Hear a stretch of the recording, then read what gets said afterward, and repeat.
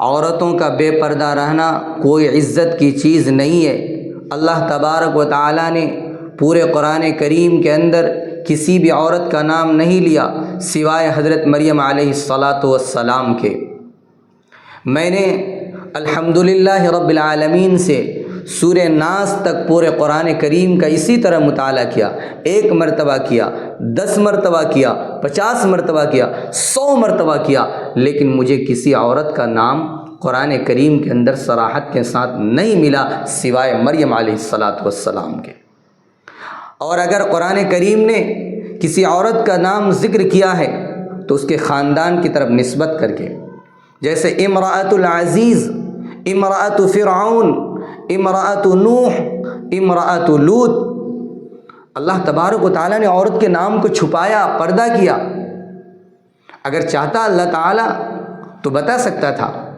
کہ عزیز مصر کی بیوی زلیخا ہے، یہ فرعون کی بیوی آسیہ ہے، یہ حضرت نوح علیہ السلام کی بیوی ہے، یہ حضرت لوط علیہ السلام کی بیوی نہیں۔ اللہ نے عورت کو چھپایا۔ اللہ نے قرآن کریم کے اندر عورت کے نام کو چھپا کر یہ بتا دیا کہ عورت پردے میں رہنے کی چیز ہے، اس کو دنیا والوں کو دکھانے کی چیز نہیں ہے۔ اس لیے میری پیاری بہنوں، اگر حضرت مریم علیہ السلام کا نام قرآن کریم کے اندر لیا ہے تو اس لیے لیا کہ ان کے قوم نے ان کے اوپر ایک الزام لگایا تھا کہ عیسیٰ علیہ السلام جو ان کے بیٹے ہیں یہ خدا کے بیٹے ہیں، تو اللہ تبارک و تعالیٰ نے اس الزام کو ختم کرنے کے لیے حضرت مریم علیہ السلام کا نام لیا، ورنہ کسی بھی عورت کا نام قرآن کریم کے اندر اللہ نے صراحتاً ذکر نہیں کیا ہے۔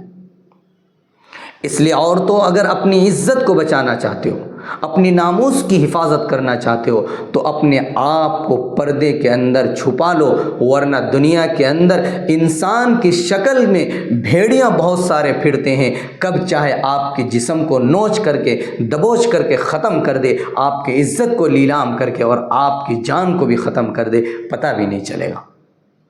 اس لیے آپ اپنی عزت کو بچانے کے لیے، اپنی ناموس کو بچانے کے لیے پردے میں آئیے، رسول اللہ صلی اللہ علیہ وسلم کے طریقے پر آئیے، حضرت فاطمہ کی سیرت کو اپنائیے۔ اللہ تبارک و تعالیٰ نے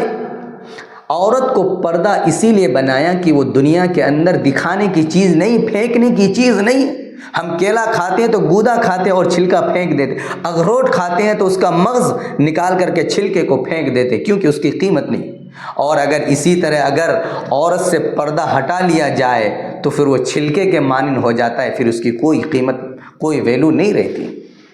اس لیے ہماری پیاری بہنوں، اپنی عزت کی حفاظت کرو، اپنے آپ کو بچاؤ، تو رسول اللہ صلی اللہ علیہ وسلم کے طریقے پر آنا ہوگا، مغرب کے طریقے کو چھوڑنا ہوگا۔ جس دن رسول اللہ کے طریقے کو اور حضرت فاطمہ کی سیرت اور صورت کو اپنا لوگی، اس دن تم کامیاب عورت بن